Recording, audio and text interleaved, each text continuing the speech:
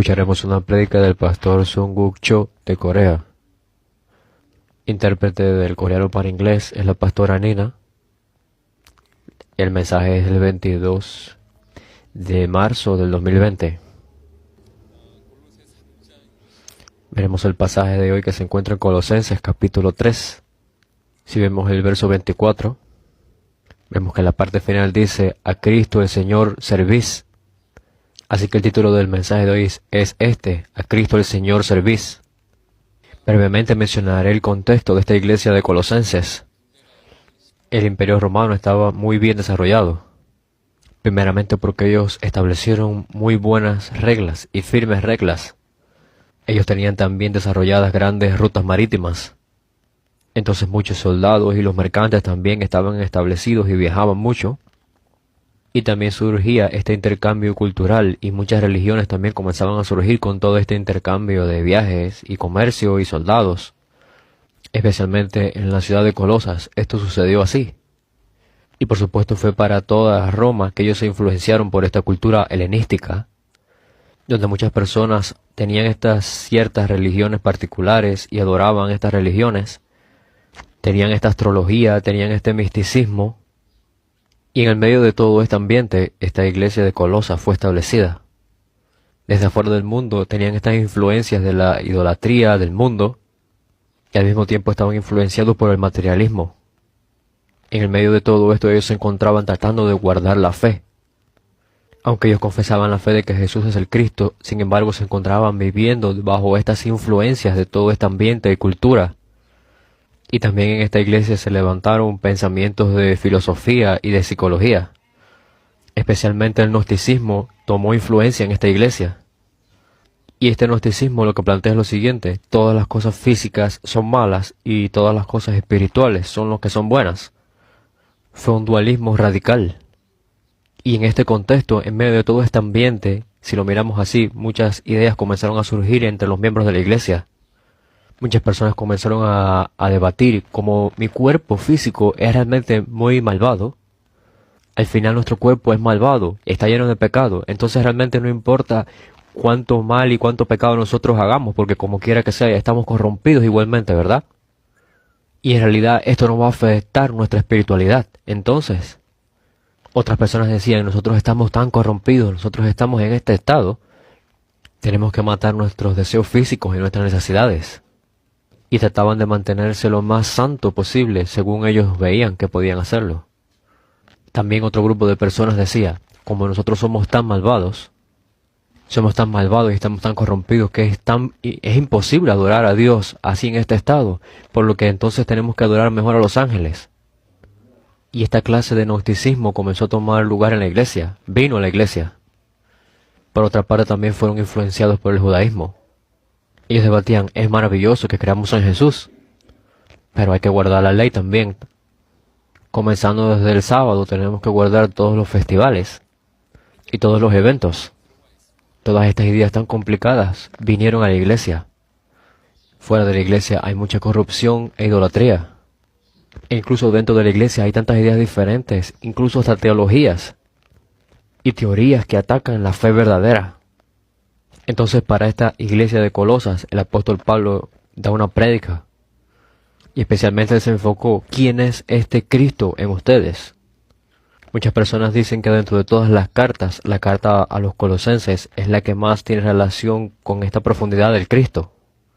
Porque en esta clase de situación en la cual se encontraba la iglesia de Colosenses, si tú le dices: bueno, tienes que orar un poco más, eso no sería la solución. O tienes que leer más la palabra de Dios, eso no va a ser la solución tampoco. Porque con esa clase de ideas no se puede destruir estos conceptos que la gente tenía en ese momento.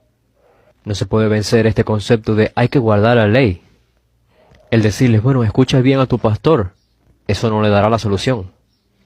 Tienes que devocionar más para la iglesia, tienes que devocionar tu vida más para la iglesia.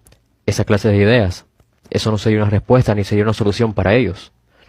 Pero ¿será que los problemas de la iglesia de Colosenses son más severos que los problemas que enfrentamos hoy? No.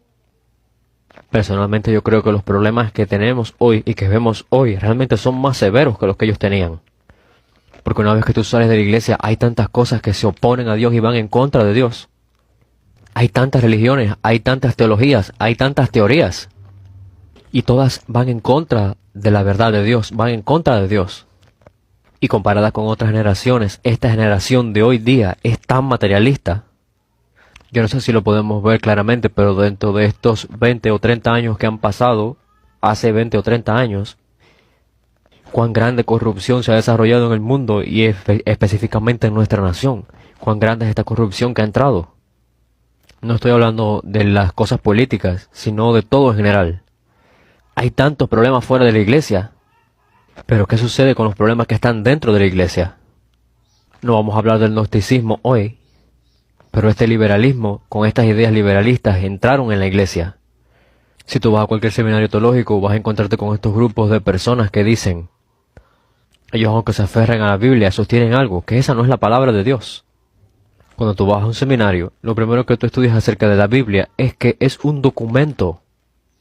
En los tiempos antiguos había bastantes documentos. Ellos realmente unieron todos estos documentos. Los unieron y los pegaron e hicieron este documento grandioso que se llama la Biblia. Ellos van a tomar ideas con este trasfondo histórico del mundo antiguo y van a tratar de persuadir así a la gente, demostrándole que la Biblia es este documento y que se ha reunido todo y ha estado hecho así, realmente para persuadir a las personas de que esta no es la palabra de Dios. De hecho, este poco saludable misticismo y legalismo dentro de la iglesia, junto con este liberalismo, realmente es una gran amenaza para la iglesia. Ahora la iglesia ha perdido la dirección. Hay tantas teologías y tantas doctrinas dentro de la iglesia, la gente no sabe ni siquiera a dónde irse. Y desde mucho tiempo la iglesia ha sido criticada por muchísimas personas, diciéndole que en la iglesia ya no vive Jesús, ya Jesús no vive ahí jamás. Lo que necesitaba la iglesia de Colosenses no era otra cosa. Necesitaban entender quién es este Cristo. Y es lo mismo para nosotros hoy. Muchísima gente, muchísimos cristianos piensan que ya conocen al Cristo. Y por supuesto yo sé que ellos saben acerca del Cristo. Pero ¿hasta qué nivel lo conocen? ¿Cuánto es lo que conocen acerca del Cristo? Porque no se trata tan solo de tener un poco de conocimiento en la cabeza. Porque en el mismo momento en que las personas tienen esta idea, ya lo conozco, ya lo sé, no ponen su esfuerzo en continuar conociéndolo más. Piensan que ya lo saben y ya dejan de continuar esforzándose por conocerlo más. El apóstol Pablo puso tanta energía y tanto esfuerzo en continuar conociendo acerca del Cristo. Por toda su vida pasó conociéndolo más y más y más. Y al final de su ministerio, incluso aunque fue apresado, continuaba desde prisión escribiéndoles a los creyentes. Y él decía algo: yo quiero conocer a Cristo. ¿Cuán grande es el Cristo? Incluso si vivimos para siempre, no seremos capaces de comprenderlo al 100%. Y tener este tipo de informaciones y de conocimientos. Y nosotros nos gloriamos muchas veces. Ya yo conozco algo. Ya yo sé acerca del Cristo. ¿Cuán tonto es esto? ¿Realmente cuán tonto es pensar así? ¿Cuánto te ayuda a tener todo ese conocimiento y todo ese conocer en tu mente, en tu cabeza? ¿Realmente eso puede cambiar tu vida? Nosotros tenemos que verdaderamente estar sedientos por conocer más al Cristo. La iglesia de Colosenses no necesitaba otra cosa, tan solo conocer quién es este Cristo. Y es lo mismo para nosotros, tenemos que estar sedientos de conocer más quién es este Cristo.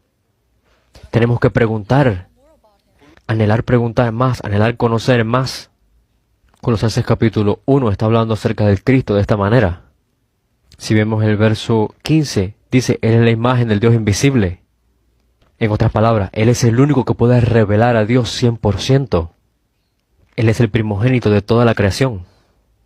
No significa que Él es la creación o que Él fue creado, sino que denota y demuestra esta autoridad sobre toda la creación.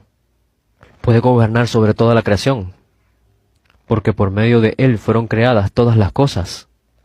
Él es el creador de todo el universo. Todo ha sido creado por medio de Él y para Él. Significa que Él mismo es el propósito de toda la creación. Él mismo es el principal propósito de toda la creación. El verso 17, y Él es antes de todas las cosas, y todas las cosas en Él subsisten. Significa que Él se encuentra sosteniendo todas las cosas.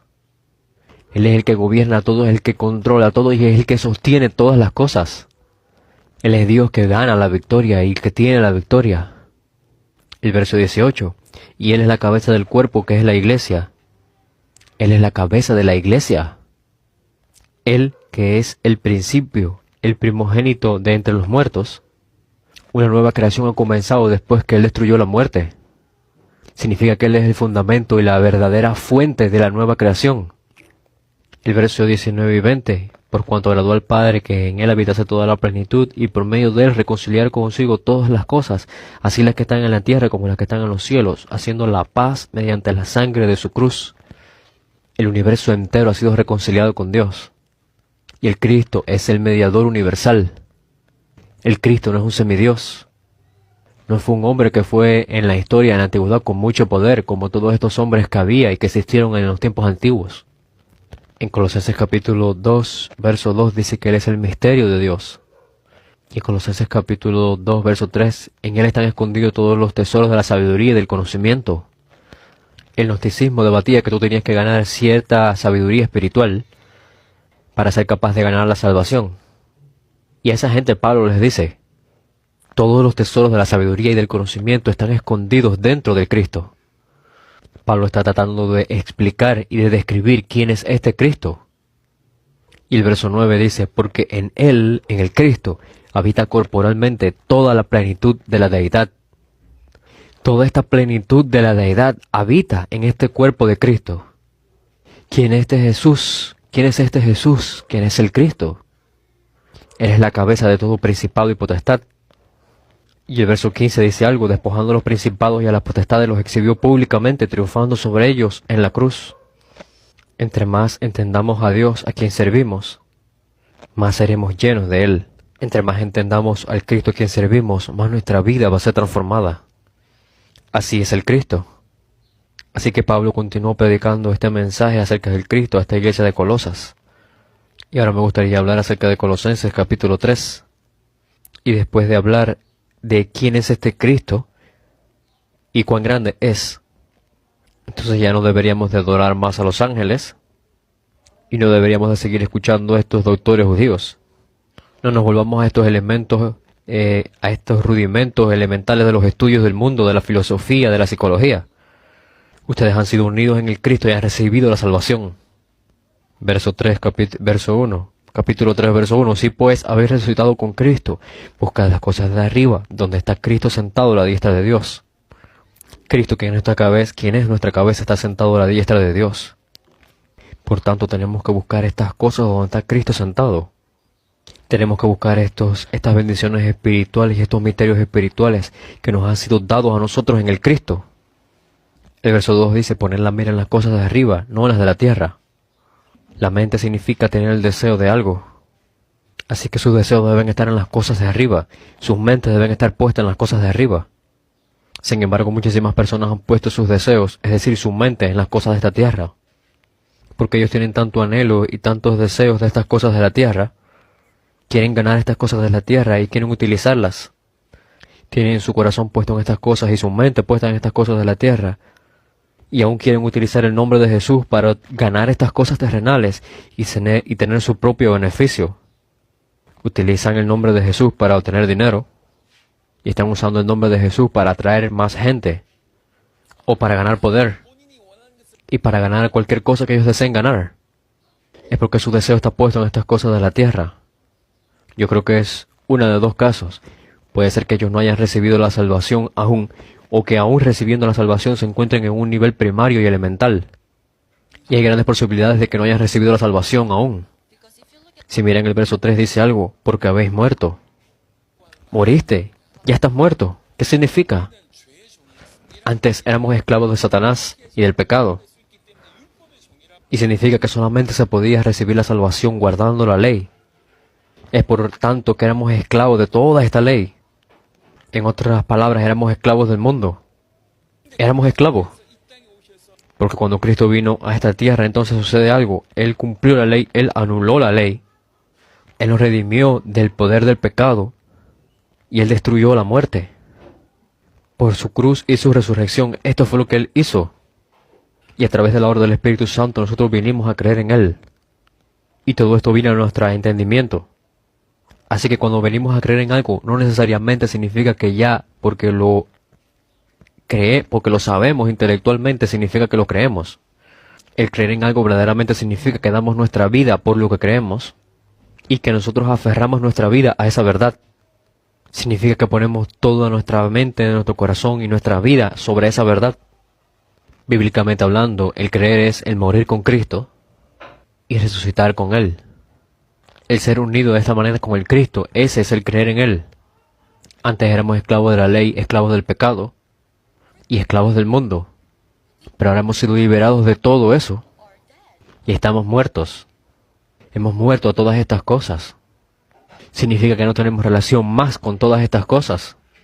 Por eso es que la Biblia dice que estamos muertos al pecado. Estamos muertos a la ley. Estamos muertos al mundo. Y de acuerdo al pasaje de hoy, estamos muertos a todo este estilo de vida. Estamos muertos a este estilo de vida que sigue todos estos patrones y todas estas costumbres y todas estas cosas del mundo. Pero una vez que estás muerto, ¿será que podemos vivir de la manera anterior ahora? Si tienes deseos por estas cosas de la tierra, ¿por qué es? Es porque no hemos muerto aún. Estás muerto. Y vuestra vida está escondida con Cristo en Dios. Qué palabra más asombrosa. Vuestra vida está escondida con Cristo en Dios. Con el Cristo. Significa que nuestra vida no puede ser arrebatada, no puede ser tomada, porque está escondida con Cristo en Dios. Con el Cristo. Esto pasó a nosotros porque hemos muerto con el Cristo y hemos sido resucitados con Él. Hemos estado hablando acerca de quién es este Cristo. Ahora Pablo está diciendo, ¿qué es lo que ha pasado con ustedes una vez que han sido unidos con Él? Tenemos que buscar las cosas de arriba. Vemos el verso 4. Cuando Cristo vuestra vida se manifieste, entonces vosotros también seréis manifestados con Él en gloria. El verso 5 dice algo, hace morir pues lo terrenal en vosotros. Ustedes ya están muertos. Por supuesto que tenemos nuestro cuerpo físico. Sin embargo, por favor, percátanse de que ahora están en un estado en el que ustedes han muerto a todas estas cosas y deseos físicos y del mundo. Es necesario morir a esto. Esta naturaleza terrenal que se manifiesta en esta fornicación, impureza, pasiones desordenadas, malos deseos y avaricia que es idolatría. Todos estos son pecados muy malvados que nos evitan, que bloquean, que nos encontremos con Dios, que desarrollemos esta relación con Dios. Cuando ustedes lo piensan, bien, en la Escritura, cuando habla acerca del pecado o acerca de la naturaleza terrenal, generalmente hablan acerca de esta inmoralidad sexual. Desde el principio, desde la primera parte, hablan acerca de este pecado. Es porque todos estos otros deseos malvados o pecados malvados hacen que cometamos esta maldad, este pecado hacia otras cosas. El enfoque es otra cosa desde nuestra perspectiva. Pero la sexualidad, la inmoralidad sexual, dan una influencia y un ataque a nosotros mismos, especialmente para los salvos, para los cuales el cuerpo es el templo de Dios. Y estas personas que son el templo de Dios, ¿qué pasa si cometen inmoralidad sexual? Significa que están cometiendo un pecado muy serio. Por supuesto que no vamos a debatir ahora cuál el pecado es el más grande. Sin embargo, ustedes serán capaces de ver en las cartas cuando se menciona acerca de las cosas terrenales, de los deseos y de estos pecados, de aquellas cosas que los bloquean conocer a Dios y estar más cerca de Dios. Siempre mencionan esta inmoralidad sexual primero, esta fornicación. El verso 6 dice cosas por las cuales la ira de Dios viene sobre los hijos de desobediencia. Realmente esta iglesia de Colosas se encontraba en territorio donde el Imperio Romano estaba ocupando, por lo cual había gran corrupción. Y realmente hoy podemos ver también gran corrupción alrededor de nuestras vidas. Tenemos que tener un estándar claro delante de Dios, porque estos pecados pueden causar que la ira de Dios venga sobre nuestras vidas. Y muchos teólogos advierten y tienen establecido que esta impureza, pasiones desordenadas, malos deseos, avaricia, se encuentran también dentro de esta fornicación. Y la avaricia puede estar conectada con la idolatría. Todo esto es de la naturaleza terrenal. Tenemos que hacerlos morir. Significa que hay que pelear. No significa que todos estos deseos y esta naturaleza pecaminosa, carnal, terrenal, se fue ya de nosotros. Realmente la tenemos aún dentro de nosotros. Por lo cual hay que ponerlas a muerte, hay que hacerlas morir. Tenemos que luchar contra ella. El verso 7, en las cuales vosotros también anduvisteis en otro tiempo cuando vivíais en ellas.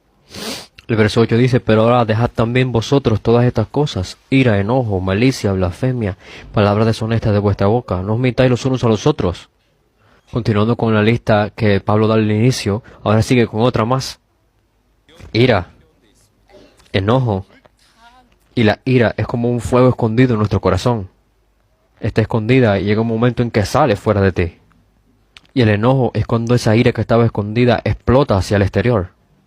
Malicia, blasfemia, palabras deshonestas de la boca. Realmente estas cosas suceden por causa de esta ira y de este enojo. La malicia es este corazón malvado para hacerle daño a otra persona. Como resultado de tener un corazón malicioso, vamos a comenzar a hacer blasfemias y a decir blasfemias. Y como resultado vamos a usar palabras agresivas, palabras que tienen un lenguaje deshonesto, con el resultado de también dañar a esta persona. Y también vamos a mentirnos. Vas a mentirle a otros. Como está esta malicia en tu corazón, es por lo cual tú vas a maldecir, vas a denigrar con palabras a otros y vas a usar palabras de un lenguaje agresivo de la boca, palabras que no son verdad y vas a mentir. Y realmente podemos ver esto en nuestra vida diaria. Pero lo que se necesita es deshacerse de todo esto, hacerlo morir. Y muchas cosas tienen relación con las palabras que tú hablas. Puedes encontrar otros pasajes en la Biblia que te exhortan y te mandan a ser muy cuidadoso con las palabras que salen de tu boca. A ser muy cuidadoso con las palabras que tu lengua pronuncia. Tienes que ser muy cuidadoso con eso, ¿verdad? Habiendo despojado del viejo hombre con sus hechos y revestido del nuevo, el cual se va renovando hasta el conocimiento pleno. A ustedes se renuevan en conocimiento y verdad en la imagen de aquel que los creó a ustedes.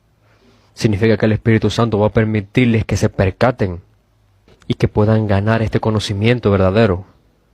Ahora están dentro de este nuevo ser, se han revestido de un nuevo ser. Por tanto, tienen que liberarse del viejo ser, con todos sus hechos, con todas sus actitudes, y hacer morir toda esta naturaleza carnal, terrenal. Y debe ocurrir cada día. ¿Y por qué Pablo está haciendo este comentario aquí? Déjeme hacer una pregunta. ¿Será que la ley del Antiguo Testamento es más fuerte y es más grande que todas estas regulaciones y estas leyes del Nuevo Testamento? Sorprendentemente hay muchas más leyes y regulaciones en el Nuevo Testamento comparadas con estas leyes y regulaciones del Antiguo Testamento. Hay mucho contenido en el Nuevo Testamento. Muchas leyes y muchos mandamientos detallados acerca de qué hacer y cómo hacerlo. Y qué cosas no hacer. ¿Y por qué Pablo está comentando todo esto? Realmente no es importante el entender intelectualmente a Jesús y el estar de acuerdo con Él intelectualmente. Pero una vez que tú verdaderamente crees en el Cristo, realmente te percatas de quién es este Cristo, comienzas a caminar con el Cristo, a andar con el Cristo, entonces no hay otra opción, no hay otro camino, no hay otro, sino vivir como vivió el Cristo. Y continuamente, sin otra opción, no hay otra opción que surja, sino poner a muerte, hacer morir toda esta naturaleza pecaminosa y carnal. Y continuamente no nos queda otra opción, sino poner nuestra mente, nuestros pensamientos, nuestros ojos en las cosas del cielo. Así que Pablo no los está amenazando. Si ustedes no viven así, van a irse para el infierno. Y como no quieren irse para el infierno, pues tienen que vivir así. No es eso. No estaba diciendo eso aquí Pablo. Pablo está diciendo, si verdaderamente han sido unidos con el Cristo, ustedes no necesitan vivir de esta manera carnal, terrenal, pecaminosa. Por supuesto, no podemos abandonar y dejar toda esta vida carnal, terrenal y pecaminosa por nuestro propio esfuerzo, por nuestra voluntad. Únicamente y solamente con la ayuda del Señor es posible. Solamente con la ayuda del Espíritu Santo. Así únicamente es posible. El verso 11, y donde no hay griego ni judío, ni circuncisión, bárbaro, ni escita, siervo, ni libre, sino que Cristo es el todo y en todos. Cristo es todo en todos. Este pasaje lo resume todo. Cristo es el todo en todos. Griego o judío. Aquí los griegos están refiriéndose a los gentiles. Los griegos eran apreciados como gente con gran intelecto. Y los judíos lo podemos entender como la gente religiosa. Así que ya sea que tú eres una persona con gran intelecto, o sea una persona religiosamente buena, realmente no importa, ya sea que seas cual sea. Ya sea que seas circuncidado o no, eso no es el problema. De entre los griegos, si los griegos no hablaban su lenguaje fluido y bien, los griegos los apreciaban como bárbaros. Ellos usaban esta palabra escita para referirse a estas personas que son de bajo nivel, que no son educadas, que no tienen educación. Decían, oh, este es un escita. Realmente no importa si no puedes hablar fluido un idioma, o si no tienes gran cultura, está bien. esclavo o libre, no hay diferencia. No hay discriminación alguna. En Cristo no hay discriminación porque Cristo es el todo en todos. Todas estas personas están en el Cristo y el Cristo es en ellos. Para toda la humanidad el Salvador es el Cristo. Y la expresión de que Cristo es el todo en todos lo explica de esta manera. ¿Realmente tú sabes y conoces quién es el Cristo? El Cristo es el todo y Él es en todos. Cristo es todo. Y tú puedes recibir la salvación únicamente a través de Él. En el Cristo, el permanecer en el Cristo, el estar en el Cristo. Este es el enfoque del mensaje de Pablo. El verso 12 vemos cómo Pablo cambia de tono. Vestidos pues como escogidos de Dios, santos y amados de entrañable misericordia, de benignidad, de humildad, de mansedumbre, de paciencia, soportándoos unos a otros y perdonándoos unos a otros si alguno tuviere queja contra uno. De la manera que Cristo os perdonó, así también hacedlo vosotros. Y sobre todas estas cosas vestidos de amor, que es el vínculo perfecto. Primero que todo, Pablo está diciendo, tú sabes quién tú eres. Tú eres el pueblo escogido de Dios. Tú eres llamado a ser santo. Tú has sido hecho santo. Y tú eres amado en gran manera. Tú eres así. Tú sabes la magnitud de esta gran bendición que significa el haber creído en el Cristo. Porque toda nuestra vida nos hemos pasado juzgándonos, e incluso juzgándonos a nosotros mismos, y juzgándonos por los estándares del mundo. Y es natural que comparado con estas personas que tienen un estándar moral en la sociedad respetable y que tienen esta cultura así, otras personas se comparen a ellas y se sientan juzgadas entonces. Sin embargo, el juicio no puede ser hecho ni por el mundo, ni siquiera por nosotros mismos. No podemos juzgar. Dios realmente es el único que puede hacer el juicio, y Él es el juez, Él es el que hará el juicio. El último juicio es de Él. Dios nos ha escogido, nos ha hecho santos. Él nos ama. Incluso aunque hemos recibido este amor del mundo y no hemos recibido su verdadero amor, incluso aunque tú seas abandonado por tus padres, por tu esposo o por tu esposa, seas abandonado incluso por tus hijos, incluso si nadie te ama en toda la faz de la tierra, tú eres amado grandemente de una manera tan grande por Dios. Ese es el juicio de Dios para ti. Tú te has vuelto de esta manera. Por como eres santo, eres hecho santo y eres amado en gran manera. Somos santos, amados de entrañable misericordia, de benignidad, de humildad, mansedumbre y de paciencia. Una vez que tú lo lees bien detenidamente, puedes comenzar a sentir qué es lo que se trata este verso. Soportándonos unos a los otros y perdonándonos unos a otros. Si alguno tuviere quejas de contra otro, perdonaos. De la manera que Cristo os perdonó, así también hacerlo vosotros. Cuando somos inmaduros, todas estas debilidades, todas estas partes débiles y todas estas carencias de otras personas, a nosotros nos afectan tanto y nos parecen tan grandes. Sin embargo, entre más nos acercamos a Dios, cuando nos miramos en este espejo puro que es Dios, y nos vemos a nosotros mismos reflejados ahí, nos vemos que somos los pecadores más grandes de todo el mundo. Pero aún así Dios nos perdonó. Por tanto, perdona como tu Señor te perdonó a ti. Y sobre todas estas cosas, vestidos de amor, que es el vínculo perfecto. Y podemos ver estas virtudes. Y entre todas estas virtudes está el amor. Sobre todos estos lazos, sobre todas estas cosas que pueden unir, vemos que la última, la más grande y más importante es el amor. Es lo que puede atar todo, lo que puede unir todo y centrar todo en un vínculo que es perfecto, en una unidad que es perfecta, el amor. Yo oro para que el Señor nos derrame esta clase de gracia en nuestras vidas. Y la paz de Dios gobierne en vuestros corazones, a la que asimismo fuisteis llamados en un solo cuerpo, y sed agradecidos. Aquí la paz de Cristo, la paz de Dios que gobierna en vuestros corazones significa, dejen que Él sea su entrenador. Dejen que Dios sea el juez en su vida diaria. Es como este juez que está en el partido. Dejen que Dios sea así con ustedes. Digamos, en la orquesta hay un director. Siempre tenemos que mirar al director, que es el que está dando el tiempo y dirigiendo toda la obra. Dejen que Él verdaderamente desempeñe este rol activo en guiar sus vidas, en entrenar sus vidas, en gobernar sus vidas, para que les permita esta gran paz en sus corazones. Que no permanezca pasivamente en una esquina, no. La palabra de Cristo mora en abundancia en vosotros. Esto es lo que queremos. Que verdaderamente el Evangelio del Cristo y el mensaje de Cristo habiten en nosotros profundamente. Aunque este pasaje habla de la iglesia de Colosenses, y cómo fue que ellos pudieron sobrevivir y cómo fue que ellos pudieron transformar a aquella generación con el Evangelio del Cristo y transformar sus vidas. Hay muchas cosas fuera de la iglesia, gran corrupción, toda esta teología, toda esta influencia del mundo. Sin embargo, también dentro de la iglesia hay muchas cosas que no son de la Biblia, no son bíblicas también. Son cosas que para nada tienen que ver con la palabra de Dios. ¿Cómo fue que ellos sobrevivieron? Que la palabra de Cristo mora en abundancia en vosotros. Abundancia en vosotros, esta palabra de Cristo. Enseñándoos y exhortándoos unos a otros en toda sabiduría. Esta es la sabiduría que viene del Evangelio. Y la revelación del Evangelio, el percatarse del Evangelio del Cristo. Y realmente esto está ocurriendo en diferentes partes de nuestra iglesia. Tenemos que animarnos unos a otros, exhortándonos unos a otros. Significa que tenemos que ayudarlos para que los demás y nosotros continuemos caminando y no caigamos. Mucha gente se ha vuelto gente religiosa después que ha recibido el Evangelio. Tenemos que exhortarlos, tenemos que aconsejarlos para que vuelvan a caminar en el camino de la verdad, en el camino correcto. El dinero no es la respuesta, no es la solución. Y el hacer que la circunstancia o la situación mejore, esa tampoco es la respuesta ni la solución. Dios es el Dios soberano. Él es nuestro amo. Y Él permite toda situación. ¿Por qué? Quiere que nos volvamos a Él. Quiere que estemos con Él.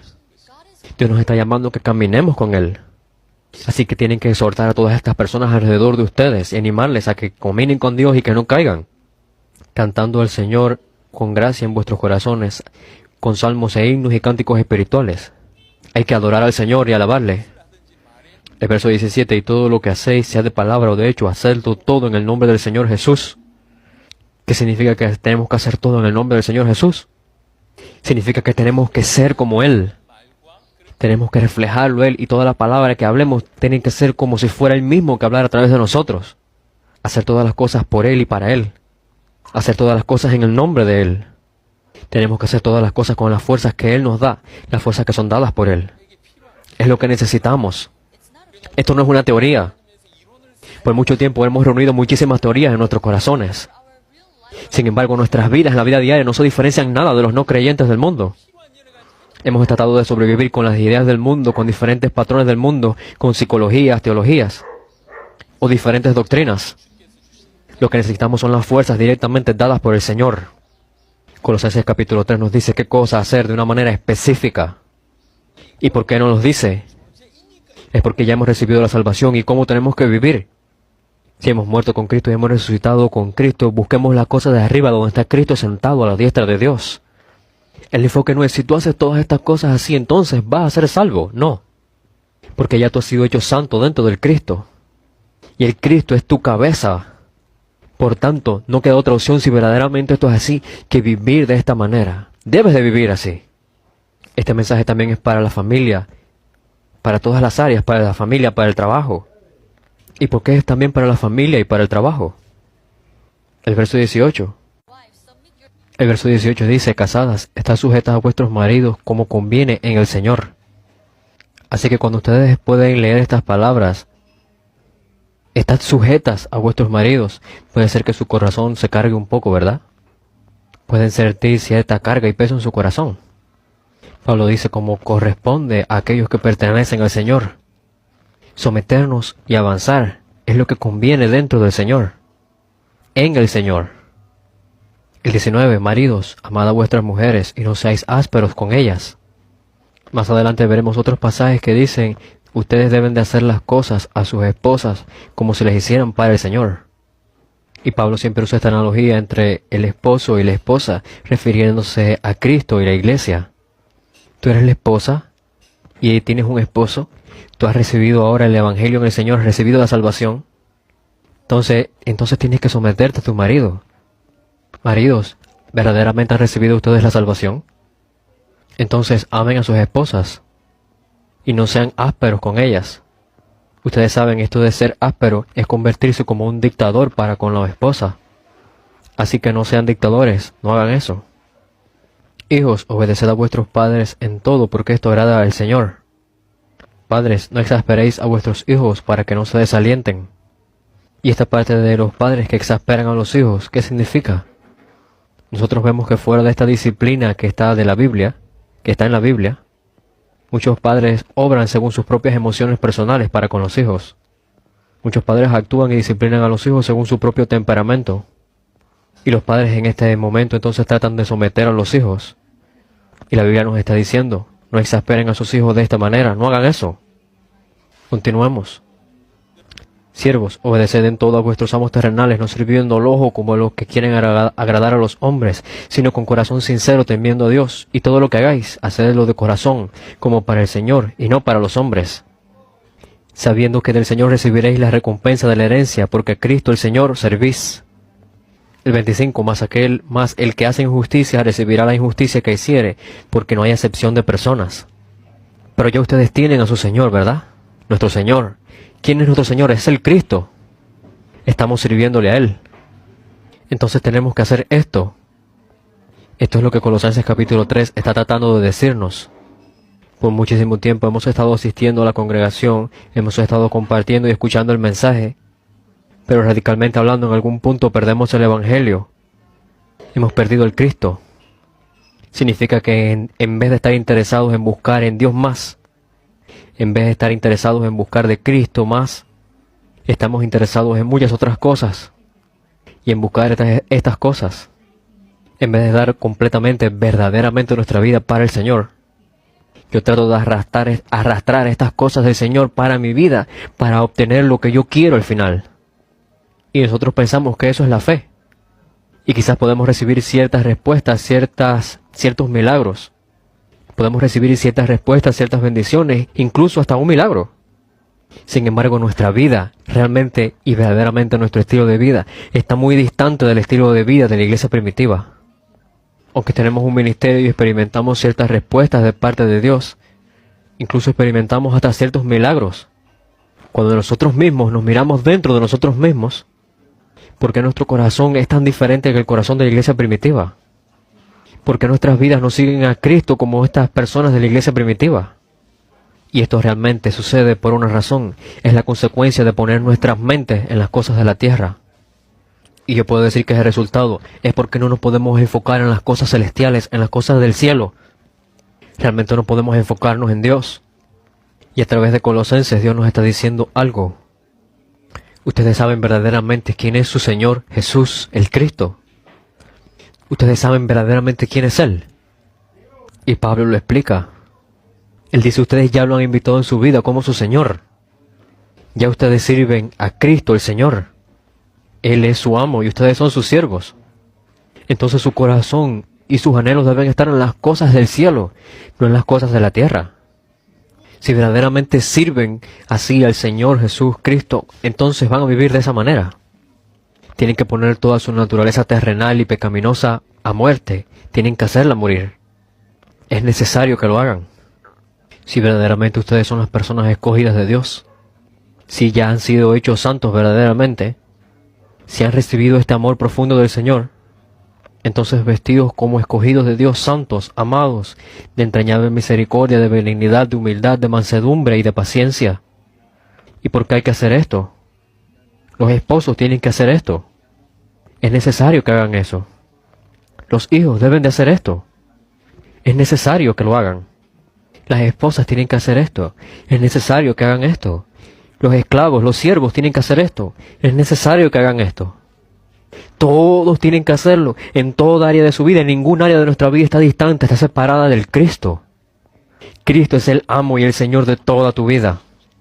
Tienes que reconocer, es necesario que reconozcas a Jesús el Cristo como tu Señor y servirle de esta manera.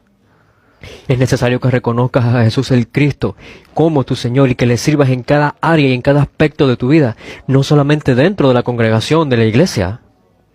Necesitamos volvernos verdaderos cristianos. Tenemos que ser verdaderos cristianos. Esto es un tiempo donde muchas cosas están cambiantes, muchas cosas continúan cambiando rápidamente y las cosas que suceden nuevas desplazan a las viejas que quedaron atrás ya. Como las cosas están cambiando constantemente tan rápidamente, nosotros como iglesia debemos desempeñar nuestro rol. Tenemos que con el estándar firme darle este estándar al mundo y que no sea al revés. Tenemos que ser la sal y y tenemos que ser la luz, aferrarnos al Cristo más y más. Espero que ustedes los reciban y les sirvan como su Señor. Los bendigo en el nombre del Señor para que sean capaces de servirle, que sean capaces de servir al Señor Jesús, quien es el Cristo. Dios Padre, te agradecemos. Gracias por el mensaje de hoy a través de Colosenses capítulo 3. Necesitamos servirle verdaderamente a nuestro Señor Jesús Cristo. Y yo creo que este es un mensaje dado a la iglesia de hoy también. Por favor, permítanos servirte en todo aspecto y en toda área de nuestra vida y reconocerte. Te agradecemos y en el nombre de nuestro Señor Jesús Cristo hemos orado. Amén.